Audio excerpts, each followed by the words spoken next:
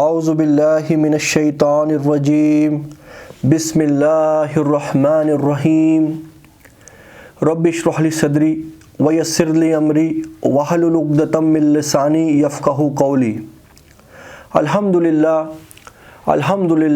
وقفا والصلاة والسلام علی عبادہ الذین اصطفیٰ، خصوصاً علی خاتم النبیین محمد الامین وعلی آلہ واصحابہ اجمعین، اما بعد فاعوذ باللہ من الشیطان الرجیم بسم اللہ الرحمن الرحیم۔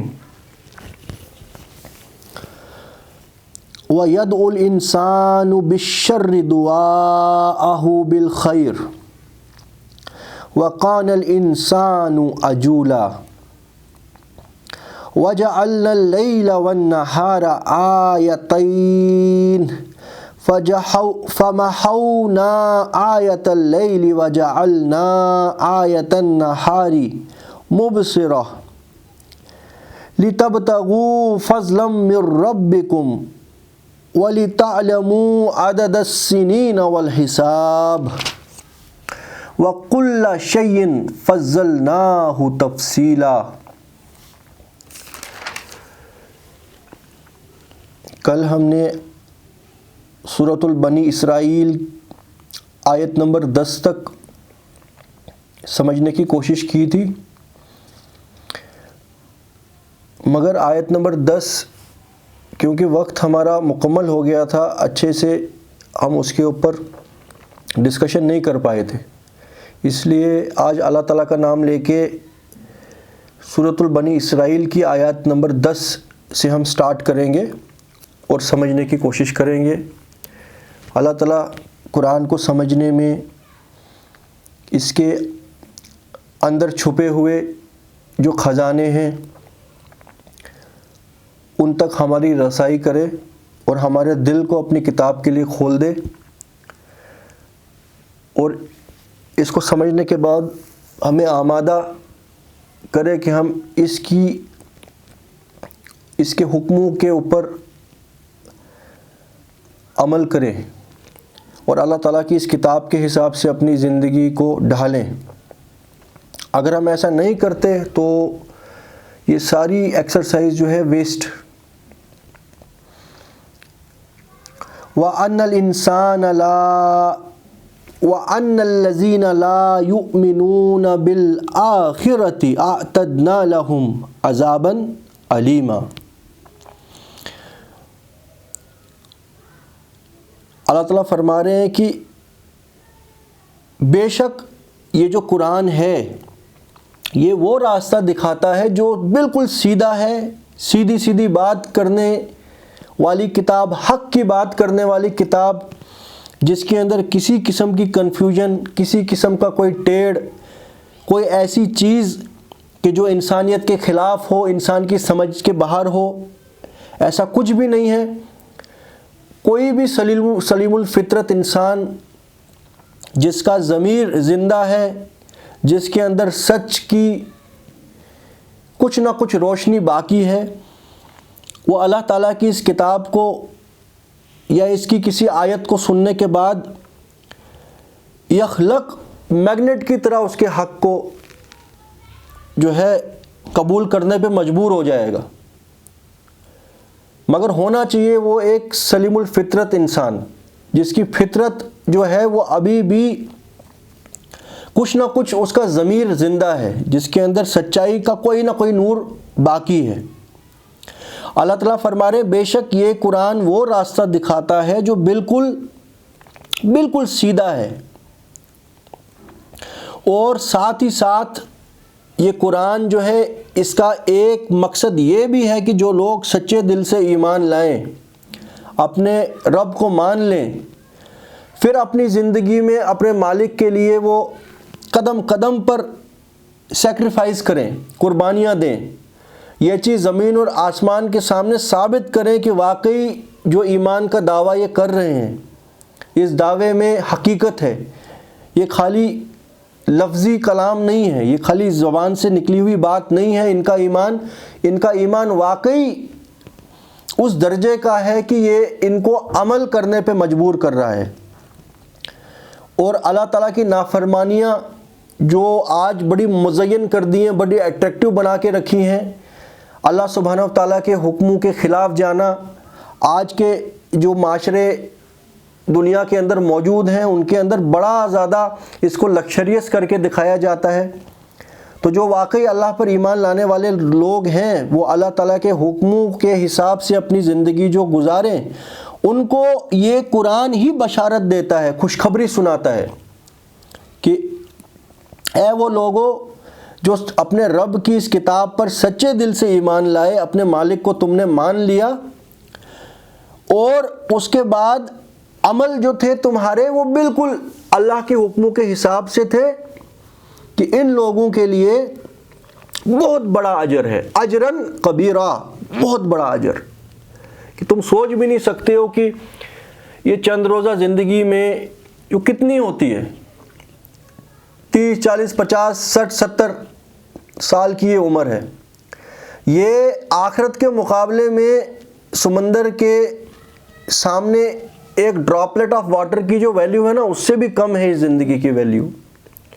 اگر اس زندگی کے اندر تم نے اپنے رب کو پہچان لیا، یعنی تم اس امتحان میں کامیاب ہو گئے کہ جس کے لیے انسان کو اس دنیا میں بھیجا تھا، اور پھر تم نے اللہ کے حکموں کو اپنی ذات پر اور ہر بس چلتی چیز پر نافذ کر لیا، تم نے اس ٹیمپرری دنیا کے اندر تھوڑا بہت جو کمپرومائز کیا، اس کے بدلے تمہیں ایک اتنا بڑا اجر ملے گا کہ جس کا تم گمان بھی نہیں کر سکتے ہو کہ تمہارے رب کی طرف سے تمہارے لیے کیا کچھ ہوگا، اجرن کبیرہ۔ اور ساتھ ہی ساتھ اللہ کی اس کتاب کا مقصد یہ بھی ہے وَأَنَّ الَّذِينَ لَا يُؤْمِنُونَ، کہ جو ایمان نہیں لاتے، اور اس کتاب کے ذریعے سے ہی ہمیں یہ پتہ لگتا ہے کہ آخرت ہونی ہے، جزا اور سزا کا دن آنے والا ہے، جس دن ہر انسان کے کرتوت اس کو بتا دیے جائیں گے، اس نے کیا کچھ کیا، وہ ہے آخرت کا دن۔ کہ جو لوگ آخرت کے دن پر ایمان نہیں رکھتے تو ڈیفینیٹلی پھر ان کے جو عمل ہوں گے وہ بالکل کنٹراسٹ ہوں گے ان لوگوں سے کہ جو ایمان رکھتے ہیں۔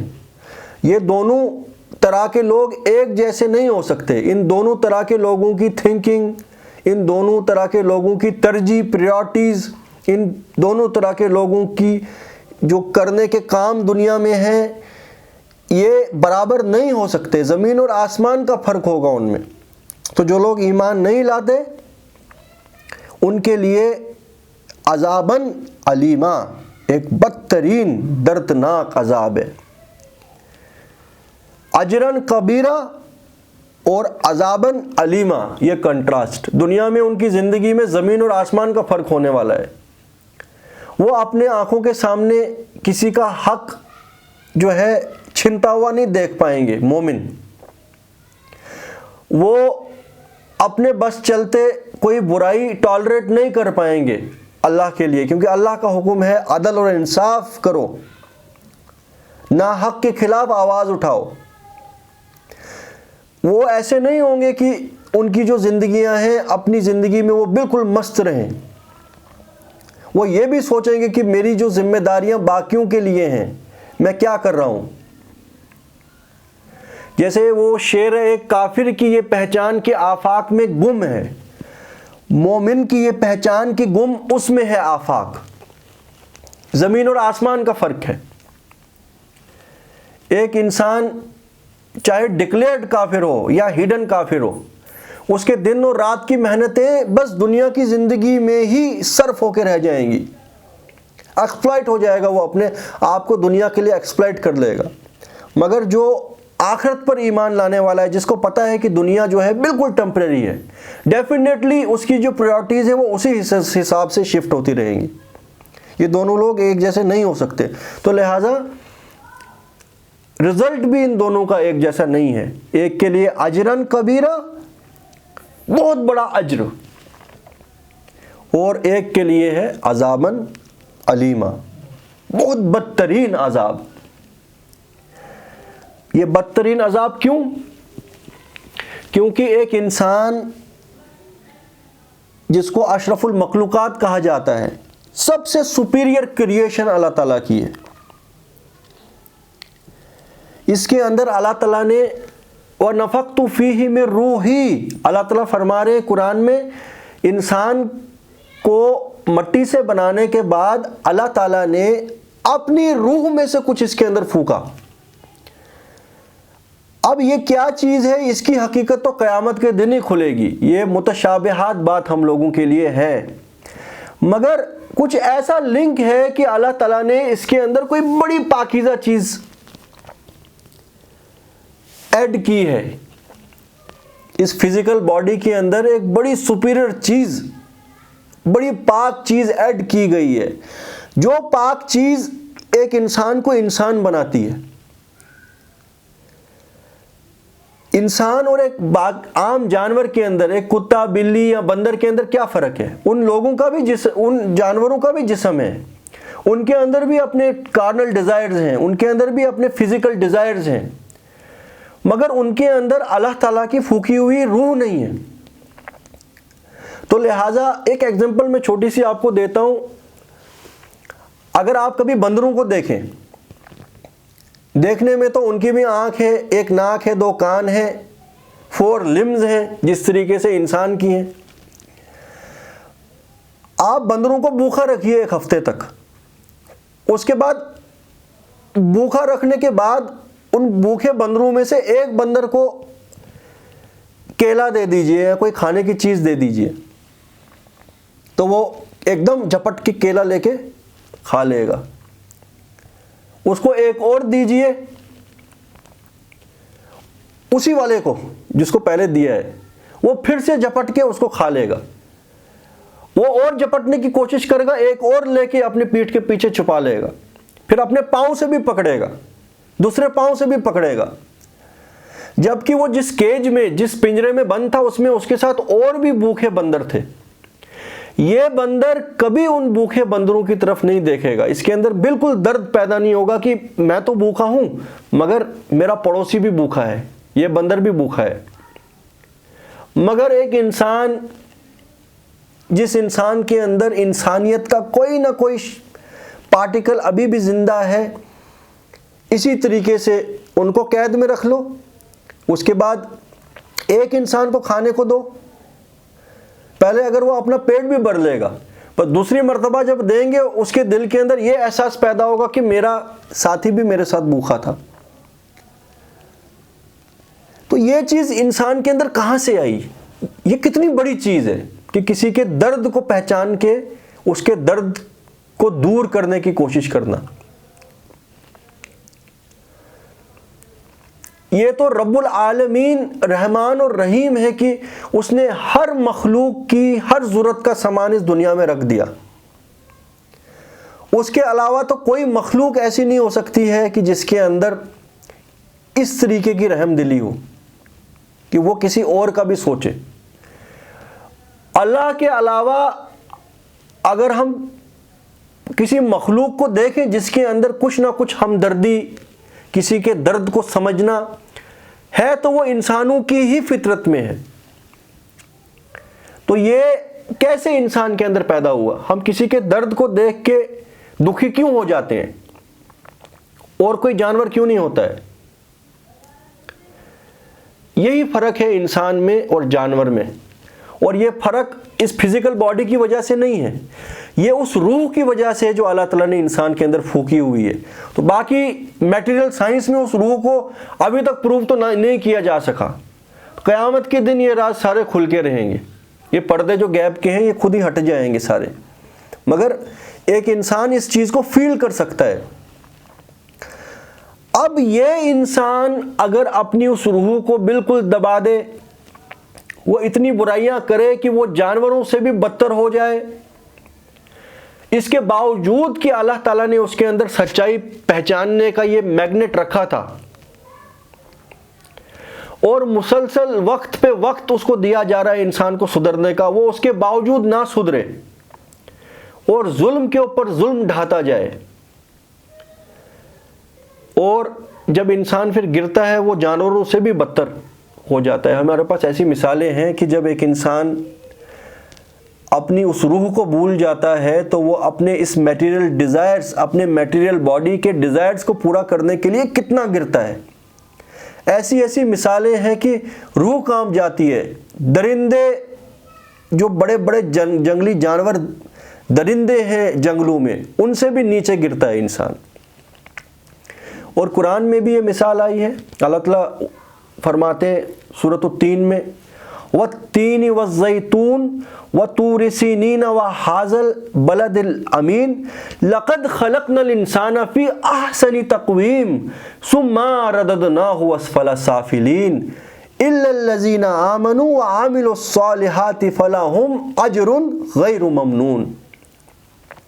کہ اللہ تعالیٰ فرما رہے ہیں کہ بے شک ہم نے انسان کو سب سے بیسٹ کریشن کے طور پر، سب سے بیسٹ پوسچر جو ہو سکتا تھا، چاہے فزیکلی ہو یا سائیکولوجیکلی ہو یا اسپریچولی ہو، سب سے بیسٹ کریشن بنا کے کھڑا کیا. مگر اس کی شامت حال یہ ہے کہ تھا تو یہ سب میں اونچوں میں سب سے اونچا مخلوق، مگر یہ اپنے ڈیزائرز کے چنگل میں پھنس کے گر گیا. اتنا گر گیا کہ سب سے بدترین مخلوق سے بھی نیچے گر گیا. بچا کون؟ اِلَّا الَّذِينَ آمَنُوا وَعَمِلُوا الصَّالِحَاتِ، سوائے ان کے کہ جنہوں نے اپنے رب کو پہچان لیا، اللہ کے سامنے، اپنے مالک کے سامنے سرنڈر کر دیا. وَعَمِلُوا الصَّالِحَاتِ، اور سرنڈر کر کے اپنے گھر میں نہیں بیٹھے، ایک دم اپنے جو کرتوت ہیں ان کو سدھارنا شروع کیا، اللہ کی اوبیڈینس شروع کی. فَلَهُمْ أَجْرٌ غَيْرُ مَمْنُونٍ، تو یہ لوگ جو ایسا کر لیں، ایمان لائیں اور نیک عمل کریں، ان کے لیے پھر وہ اجر ہے جو کبھی ختم ہونے والا نہیں ہے. تو دیکھیے سملر آیت یہی ہے، اجرن کبیرہ، ان کے لیے ایسا اجر ہے کہ جو کبھی ختم ہونے والا نہیں ہے. تو لہٰذا ایک انسان جس کے اندر اللہ تعالیٰ نے ایک ایسا نور پھونکا ہوا ہے کہ وہ بالکل کنٹراسٹ کر دیتا ہے انسان کو باقی تمام زمین کی مخلوقوں سے، نمبر 1. اس کے بعد اللہ تعالیٰ نے خالی اس نور کے اوپر ایک انسان کی ہدایت کو جو ہے حاصل کرنے کا ذریعہ نہیں رکھا، وہ ایک سورس ہے، وہ میگنیٹ ہے انسان کے اندر سچائی کو کھینچنے والا، مگر اس کے بیس پہ انسان کی کامیابی قیامت کے دن نہیں رکھی ہے. اللہ تعالیٰ نے اور بھی ایسے ذریعے بنائے جس سے کہ جو انسان اپنے رب کو نہیں پہچان پا رہا ہے اس کے لیے آسانی ہو. تو اللہ تعالیٰ نے رسول اور نبی بھیجے جو ان لوگوں کے دلوں کے اوپر بیٹھی ہوئی دھول اور مٹی اور دنیا پرستی کو ہٹاتے اور اللہ کی کتاب کے ذریعے ان کے مردہ ضمیروں کو زندہ کرتے کہ سیدھے ہو جاؤ، یہ تم کیا کر رہے ہو، تم اس لیے نہیں بھیجے گئے تھے. اگر یار کھانے پینے اور پروکریٹ کرنے کے لیے ہی کوئی چیز بنانی تھی اللہ نے، وہ تو پھر سینکڑوں جانور ایسے ہیں، ایسی مخلوق اویلیبل ہے کہ وہ دن کے اندر لاکھوں پروکریشنز کرتے ہیں، لاکھوں انڈے دیتے ہیں. تو یہ مقصد انسان کا نہیں تھا کہ کھایا پیا اور زندگی گزاری اور اس دنیا سے چلتے بنے. اس مقصد کے لیے انسان کو پیدا نہیں کیا. تو رسول یہ باتیں ایک انسان کو اچھی طرح سے کھول کے سمجھانے کے لیے بھیجے گئے تھے، کیونکہ ایک تو شیطانی قوت بھی لگی ہے انسان کو اللہ سے دور کرنے کے لیے. وہ انسان کے جو ہے سیدھا راستہ جو اللہ نے دکھایا اس کو دھندلا کر دیتا ہے شیطان. تو پیرلل فورس اللہ نے بھیج دی رسولوں کی، اور ان رسولوں کے اوپر اپنی کتاب نازل کی ہر وقت، جس میں سے چند کتابوں کا ذکر قرآن میں آتا ہے، جیسے تورات، انجیل، صحف موسیٰ و ابراہیم. اسی طریقے سے سلیمان علیہ السلام کی اوپر جو کتاب نازل کی گئی.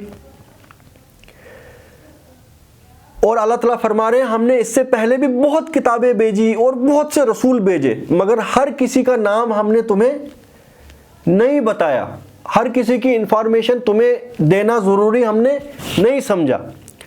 تو لہٰذا رسولوں کے آنے کے بعد بھی پہلے تو اپنے اندر کے نور کو دبایا ایک انسان نے، صبح اور شام ہوتی گئی، اور وہ اللہ تعالیٰ کی نعمتیں، اللہ تعالیٰ کی بھیجی ہوئی ہوائیں، اللہ تعالیٰ کی یہ رین واٹر سائیکل، یہ جو چرندے اور پرندے، ان سب سے فائدہ اٹھاتا رہا، مگر کبھی اس کا دماغ رب العالمین کی طرف نہیں گیا کہ یہ ساری زمین اور آسمان بنانے والا اتنا پرفیکٹلی کون ہے۔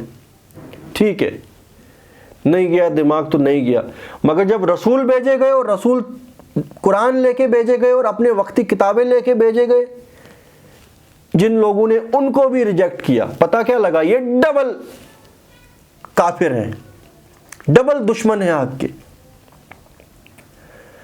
تو لہٰذا جب اللہ تعالیٰ کے راستے سے ایک انسان ہٹے گا تو ڈیفینیٹلی وہ دنیا کے اندر کریکشن کرنے والا نہیں ہوگا، وہ ڈائریکٹلی اور انڈائریکٹلی دنیا کے اندر کرپشن اور فساد پیدا کرنے کا ہی ذریعہ بنے گا، کیونکہ راستہ ایک ہی ہے جو سیدھا ہے، وہ اللہ تعالیٰ کا بھیجا ہوا راستہ ہے۔ اس کے علاوہ انسان خود جو ہے اپنی سیلویشن تک نہیں پہنچ سکتا ہے۔ تو وہ لوگ جو ایمان نہ لائیں ان کے لیے ہے ایک دردناک عذاب۔ پہلے دنیا میں بہت مہلت ملتی ہے سیدھا ہونے کی، پھر جب انسان سیدھا نہ ہو اور یہ چیز ثابت کر دے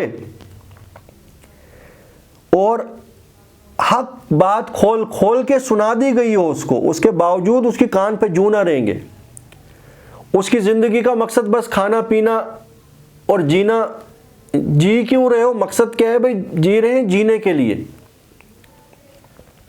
زندگی برائے زندگی، زندگی کا کوئی مقصد ہی نہیں، تو ایسے انسان کو دوسرے کا درد کہاں نظر آئے گا؟ ایسے انسان کو ایکسپلائٹیشن کہاں نظر آئے گی؟ ایسے انسان سیکریفائز کیوں کرے گا اپنی کسی چیز کو کسی کے لیے؟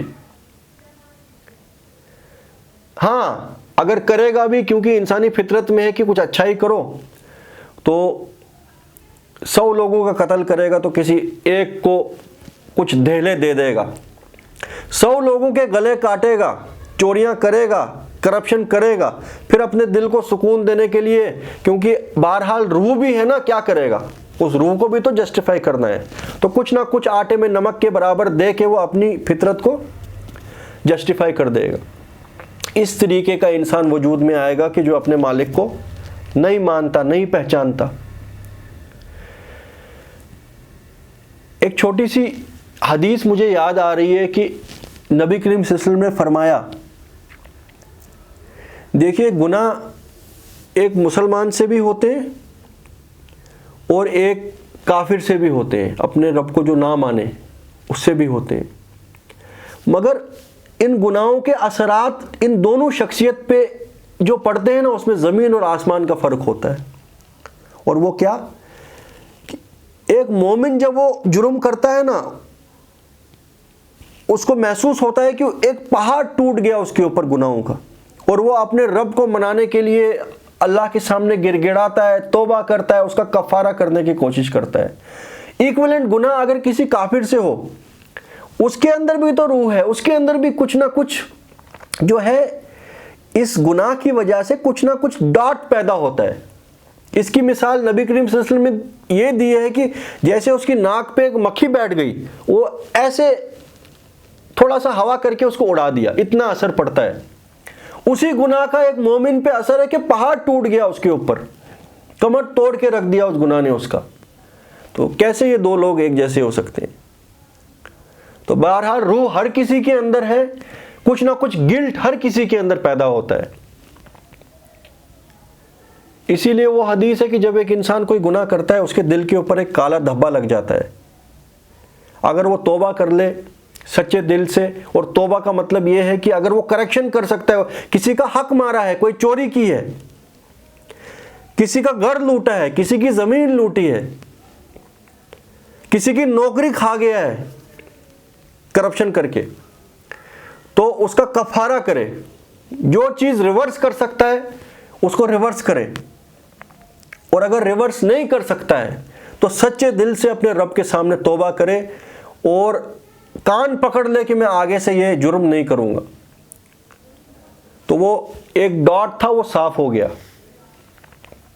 مگر اگر وہ دوبارہ سے پھر وہی کچھ کرتا ہے, ایک اور ڈاٹ لگ گیا دل پہ, پھر وہی کرتا ہے, ایک اور ڈاٹ لگ گیا دل پہ, کرتے کرتے کرتے کرتے کرتے اس کا دل پورا کالا ہو جاتا ہے, اس کے دل کے اندر کی لائٹ, وہ نور بالکل ختم ہو جاتی ہے, وہ پھر چلتا پھرتا مردہ ہوتا ہے, وہ انسان نہیں ہے, وہ تو بس یہی اپنی ہرس, اپنے ڈیزائرز پورا کرتا رہتا ہے پوری دنیا میں جانور کی طرح, اور اسی حال میں وہ اس کی روح پرواز کر جاتی ہے اس دنیا سے. تو جو ایمان نہیں لاتے آخرت کے دن پر, جزا اور سزا کے دن پر, ان کے لیے ایک بدترین دردناک عذاب ہے. وَيَدْعُ الْإِنسَانُ بِالشَّرِّ دُعَاءَهُ بِالْخَيْرِ وَكَانَ الْإِنسَانُ عَجُولًا. اور انسان کا یہ حال ہے, انسان کی کم نظری, انسان کی شارٹ سائٹ ایسی ہے کہ انسان اپنے رب سے دعائیں مانگنے لگتا ہے اپنی برائی کی, اور اس کو پتہ ہی نہیں ہے کہ یہ میری برائی کی دعا ہے, جبکہ اس کو مانگنا چاہیے اللہ سے خیر. مطلب ایک انسان اپنے رب سے کچھ بھی مانگتا رہے, اس انسان کو خود پتہ نہیں ہے کہ میں کیا مانگ رہا ہوں, میں اللہ سے یہ چیز مانگ رہا ہوں, کیا یہ میرے لیے بہتر بھی ہے کہ نہیں. فار انسٹنس ایک انسان دعائیں مانگتا رہتا ہے رب سے کہ مجھے جی دنیا میں بہت دولت دے, اور اس دولت کا نیٹ رزلٹ جو ہونا ہے وہ اس انسان کو تو پتہ نہیں ہے, وہ اللہ تعالیٰ کو پتہ ہے کہ یہ جو دولت ہے یہ اس کی اولاد اس دولت کو استعمال کر کے تباہ برباد خود بھی ہو جائے گی, اور ان کو بھی وہ تباہ برباد کر دے گی, وہ ڈرگز میں لگ جائے گی, وہ غلط راستوں میں اور عیاشیوں میں اڑائے گی, وہ قتل کرے گی اس دولت کے لیے آپس میں. تو یہ چیز اس انسان کو پتہ نہیں ہے کہ جو وہ مانگ رہا ہے, مگر اللہ کو تو پتہ ہے. تو لہٰذا اس آیت کا یہ مطلب ہو سکتا ہے کہ انسان دعا مانگتا ہے برائی کی جیسے کہ دعا مانگنی چاہیے اس کو بھلائی کی. وَقَانَ الْإِنسَانُ عَجُولًا, اور انسان ہے ہی جلد باز, انسان جلد بازی کر دیتا ہے, مانگنے میں بھی جلد بازی. وہ یہ سوچتا نہیں ہے کہ مجھے اپنے رب سے مانگنا چاہیے, اے میرے مالک مجھے وہ چیز عطا کر کہ جس میں میرے لیے دنیا میں بھی سکون ہو اور آخرت میں بھی کامیابی. مگر وہ کیا مانگتا رہتا ہے؟ دنیا کے اقتدار, دنیا کا مال. یہ جو دنیا کا اقتدار اور یہ دنیا کا مال ہے, یہ وہ کانٹوں کا تاج ہے جس کا حق ایک انسان دنیا میں بھی ادا نہیں کر سکتا ہے, تو آخرت میں کیا کرے گا. تو اور مانگتا ہے آدمی برائی جیسے مانگتا ہے بھلائی, اور ہے انسان بہت جلد باز, اس کو سب کچھ جلدی جلدی چاہیے.